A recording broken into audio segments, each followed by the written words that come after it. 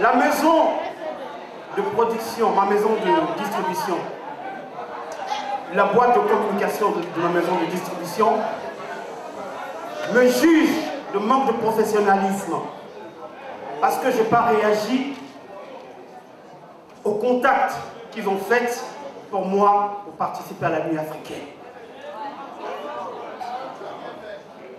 Je comprends leur frustration parce qu'ils espéraient rebooster les ventes de mon album. Mais ce que j'essaie de leur faire comprendre, et j'espère que je vais leur faire comprendre ça un jour, c'est que je fais partie des Africains qui sont en deuil.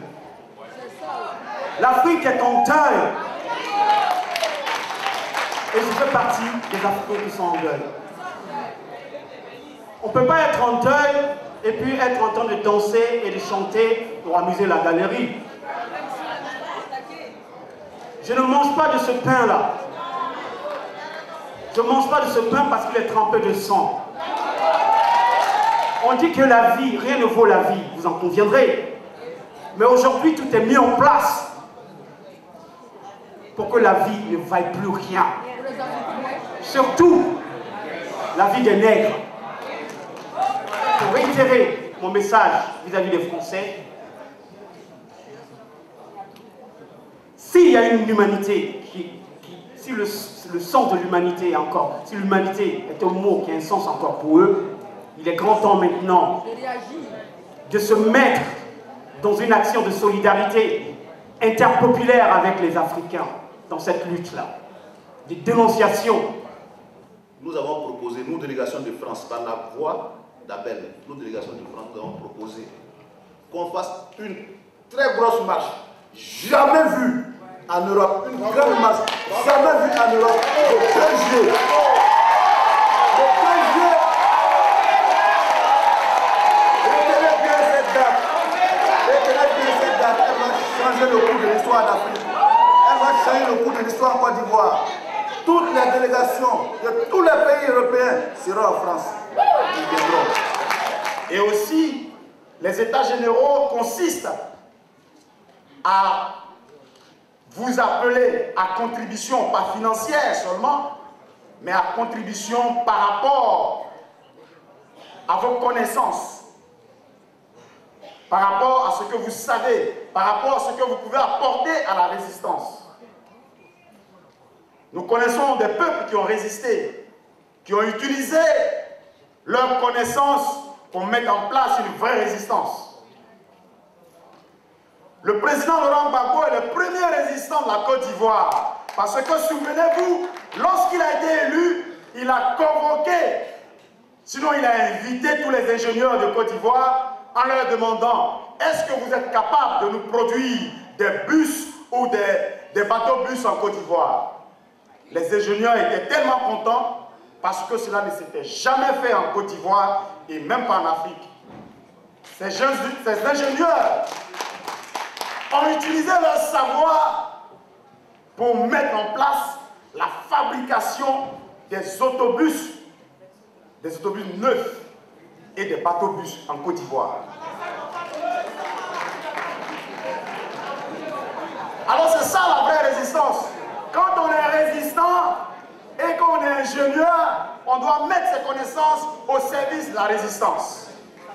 Ils ont fabriqué ces bus et tenez-vous bien, le coût de fabrication de ces bus était 4 fois moins cher qu'un bus d'occasion que Renault nous vend ici en France pour pouvoir transporter nos parents en Côte d'Ivoire. Et comme la France de Nicolas Sarkozy sait que c'est le début d'une révolution, lorsqu'ils ont commencé les bombardements, c'était justement les sites de fabrication de ces autobus qui ont été bombardés les premiers. Alors cet après-midi, nous voulons poser les bases du cri panafricain. Nous voulons poser les bases du cri panafricain. C'est important. Et nous voulons qu'avec vos connaissances, vous puissiez intégrer les départements que nous avons mis en place pour que vous aussi vous soyez utiles et que vous ne soyez pas que des marcheurs, mais que vous soyez actifs dans la résistance ici à Paris. mémoire. La mémoire, c'est les vieux qui l'ont. Et ils ont un devoir de transmission. Parce que vous savez, les armes les plus importantes, c'est quoi? C'est pas le fusil. Les armes les plus importantes, c'est la conscience. Quelles ont été les armes de Gbagbo? C'était l'enseignement, c'était la mobilisation. Et donc, nous passons souvent, nos élites qui auraient dû nous libérer, nous passons souvent notre temps à oublier nos peuples. Et finalement, on parle entre nous.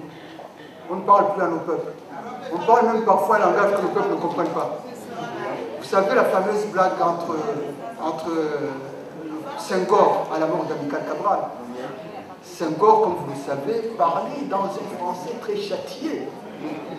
Et le jour de la mort de Cabral, Senghor qui ne savait pas parler une seule langue, qui ne voulait pas parler une langue de chez lui, il dit au peuple, il était dans la campagne, dans un village, et il fait son discours, évidemment, encore une fois, dans un français très châtié, il dit à ses compatriotes, mes chers compatriotes, j'ai la grande tristesse de vous apprendre la mort d'Amical Cabral. Et bien sûr, les villageois qui attendaient toujours, qui s'arrêtent pour applaudir, disent « Ah, vive Senghor, vive Senghor !» Et cet exemple-là, cette anecdote-là, et Senghor n'a pas pu continuer à parler parce qu'il a vu que c'était quand même grave. Cet exemple-là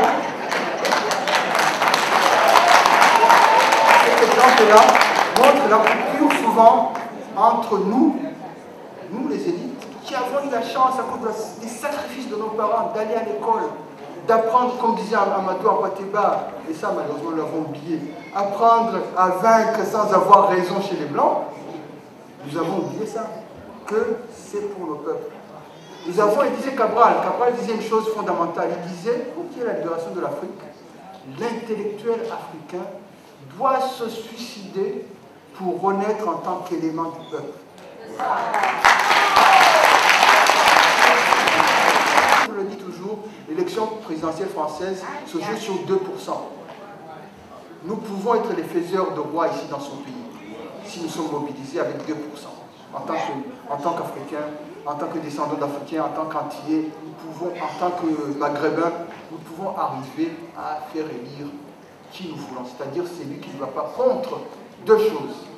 Le droit à l'autogouvernement de l'Afrique et le droit des diasporas africaines en France. C'est deux choses simples. Nous allons continuer. C'est aussi cela. D'abord, nous avons dit d'être généreux. Être généreux, c'est pas donner l'argent.